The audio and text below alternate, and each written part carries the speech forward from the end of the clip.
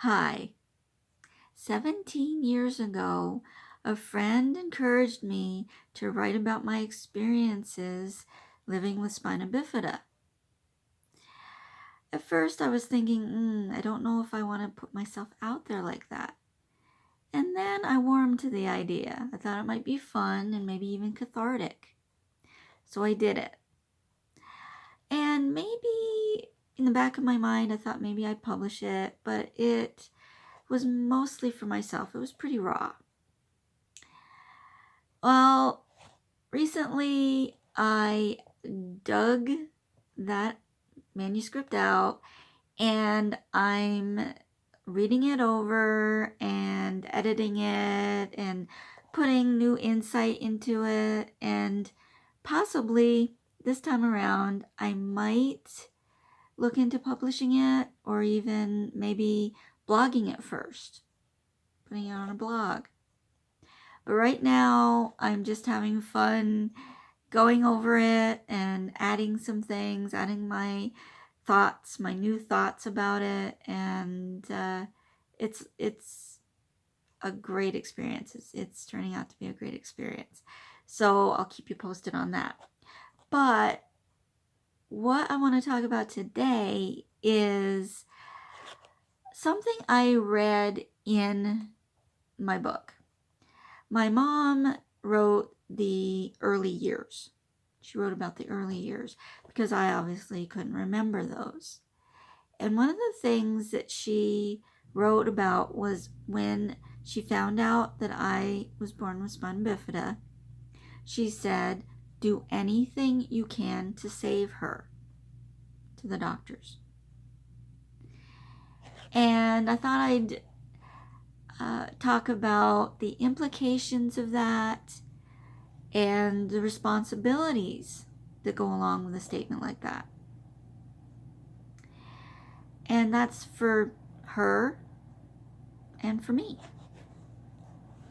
So first, implications or consequences on mom's side. She felt guilt that I was born with spina bifida, even though it wasn't her fault. But mothers, parents, feel awful when something happens to their child. So she was acting naturally, but it really wasn't her fault. Sadness that I was born with problems. Financial considerations. Financial problems, because paying for big time health issues is expensive. She spent time away from her 7 other kids. When she was with me, she was feeling guilty that she wasn't with the rest of the family. And when she was with the other family members, the other kids, then she was worried about me. She was feeling guilty that she wasn't with me. So it was a real issue for her.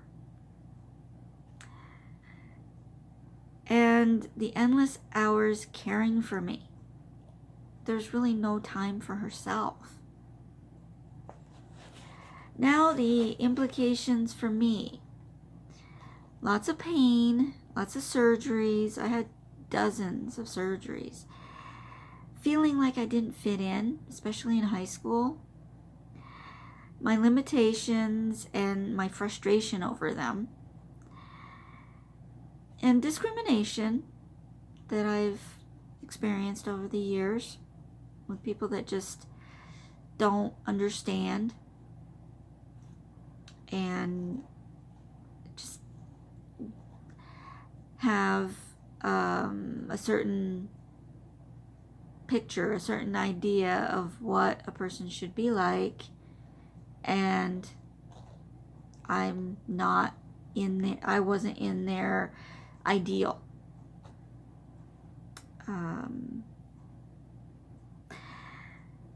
And insecurities. I was in a wheelchair until I was about 16. And I was really insecure about it. I didn't feel like it was a way of transportation and mobility. I thought of it as making me stick out in a bad way. Well, and then when I started walking, I walk with a wobble walk. There's a wobble going on. And I stuck out then too. So it filled me with insecurities. Was I good enough? Or were people making fun of me? Or all sorts of things. There's all sorts of insecurities. I didn't really appreciate my abilities that I had. I concentrated on my disabilities and my differences. I didn't like being different. Not being able to keep up with the other kids, whether it's my siblings or it was kids in school. Lack of confidence, big time. I didn't have confidence growing up, and especially again in school. Lack of access to some public places. Traveling being a pain. It takes me so much longer to pack than my husband, and I have to take so many things and so many precautions, and I have to do pat downs. I mean, a lot of people do, but I'm speaking from my experience. Pat downs because of my ostomy. I have to tell them I have an ostomy. Don't think it's a bomb, and which is kind of ridiculous because I'm the least apt to be a terrorist. I mean, I'm just not like that at all. So, but I still have to do it because they don't know me. And people don't understand. I know some people have had experiences where they think I'm being taken care of by the government because I have health issues. I have never gotten anything from the government regarding my health issues, regarding spina bifida, disability, nothing. And so it is kind of, it's kind of upsetting or just, I don't really like the fact that some people think that I'm just living off the government. But they're going to think what they think. That's why I think that getting out there and letting people know who you are and what the real story is. And that's one of the reasons I wrote the book, because I thought, well, okay, if I do end up publishing this, maybe it will change some people's minds and let them realize what all is happening, what all is involved in this life with chronic health issues. The real deal, and not something that they may have picked up along the way that's incorrect, or things that they've read, people that they've run into before, etc., etc. I wanted to tell it like it is. And health insurance, the pre-existing condition nightmare that's still raging on. It's just, insurance has always been a major issue. And for the first 2 years of my life, my parents couldn't get insurance for me because of pre-existing condition. And those 2 years, big time medical bills, big time expenses. And everybody chipped in and helped, and we got through it. But it was rough, and I really don't think that, my personal opinion, I'm not going to go into it deeply because I know people have opinions on both sides, but to me, nobody should have to do that. Nobody should have to go into debt. Nobody should have to go into bankruptcy to pay their health insurance or their health care costs. I just don't think that's right. Now, the responsibilities. On mom's side, care for me, of course, but don't coddle. She did her share of coddling, but it was out of love, and I know that. Getting me to the doctor's appointments and hospital if I had to have surgery and so on. Keeping me safe, but also giving me independence, time to explore my world, opportunities to grow and to shine, and also do chores like everybody else. Treating me basically like all the other kids. Instilling confidence in me. Let me explore my world, like I mentioned before.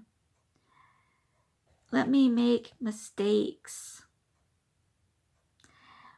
Find fun things for me to do that I can do.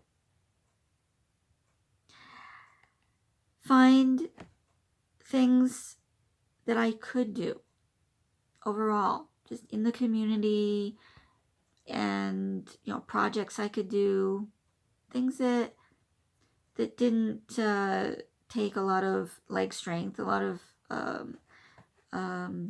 flexibility and so on. I could do with my hands. I could do sitting down. Be someone I could talk to about anything. That was big. That was huge. She was my rock. And that's one of the responsibilities that I have down here, is to be your kid's rock. Advocate for me. Find proper services for me, medical services and rehab and all sorts of things. Mental health services.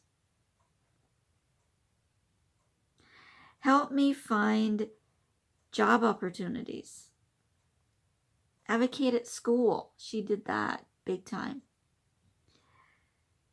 And help me find community opportunities, volunteer opportunities, and opportunities for involvement. She did a lot of these things.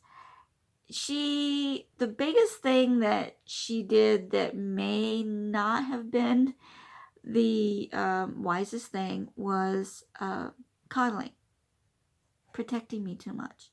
But that was purely out of love. Again, it wasn't to be mean. She did what was natural to a parent to do. When their child is in trouble, they protect them. It's an instinct, I think. So she did what she felt was right. Now, my responsibilities. Learn how to take care of myself. I wasn't really good at telling people, no, I can do that. Didn't go over very well with me. No, I didn't do that. Insist on being given a chance to try things on my own. That one, I didn't do very well with that. Insist on opportunities to explore my world. And a chance to fail. And then maybe get back up, try again, and succeed the next time. Take responsibility for my actions. Don't whine about it. Don't make excuses. Take responsibility. Be a kid. Have all sorts of opportunities to be a kid.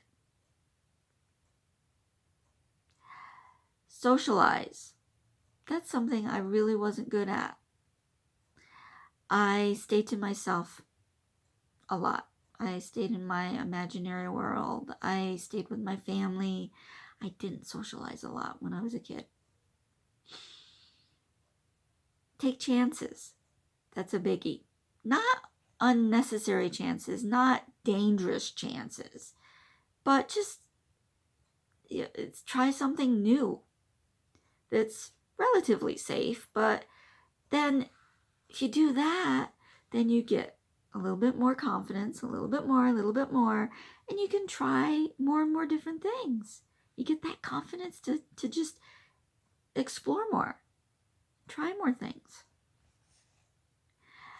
Take opportunities for school trips, volunteer work, driving, going off and living on my own. Those were big.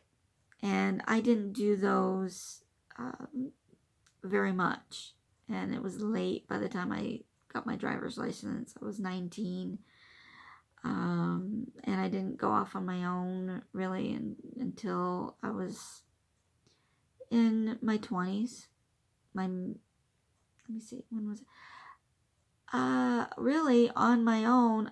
I've never actually lived on my own. I lived with my parents, then I lived with a roommate at college, which was kind of on my own. It was more on my own. And then I was with Jim, my husband. So I really never lived on my own.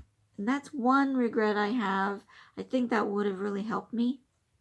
So if you get a chance to do that, if you get a chance to live on your own, do it. Please try it.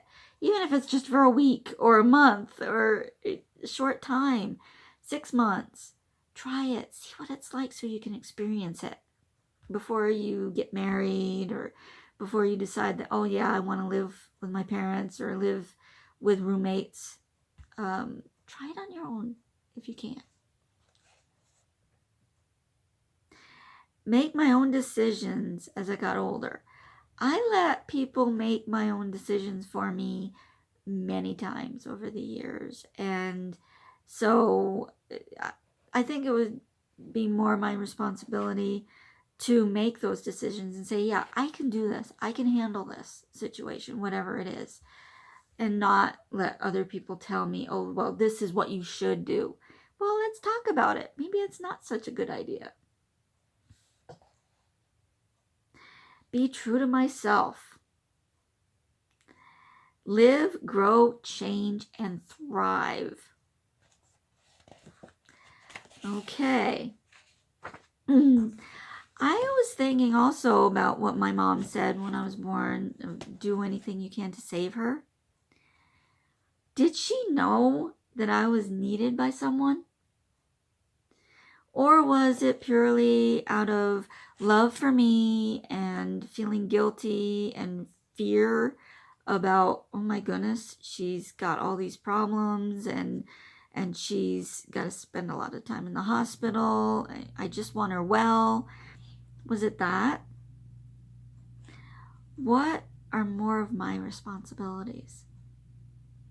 I was thinking about this because I was wondering if she, like I said, if she thought that I might be needed by someone. So my responsibilities, is it to be angry, resentful, hurt? The fact that I was born with spina bifida and they let me live and I had all these problems? Or is my responsibility to use my situation to help other people? To learn, grow, teach, to help others to dream, imagine, believe, achieve. I really think so. I really think that she gave me that chance. And it's up to me to run with it, to really work toward helping others who have chronic health issues and being a helpful person in general, so others can shine, can really know their true selves and know all the things that they can do and concentrate on what they can do instead of what they can't do. And so I am taking that responsibility. I am a life coach, and I concentrate on working with people with chronic health issues, helping you, those of you who have chronic health issues, to live, grow, and just celebrate your life and find the good in it. So I would love to hear from you. My email is amy@acnlifecoach.com. Can I help you with anything? Do you want to set up a free session to see if we're a good match and learn about life coaching? Maybe you don't even know what it is. Okay, we can talk about what it is and how it might help you and how I might be able to help you. Are you game? Contact me again, amy@acnlifecoach.com, or comment below. And maybe you've worked with a life coach before. Let me know what your experiences have been, and if you'd like to try it again. You take care, and I will catch you on the next video. Bye-bye.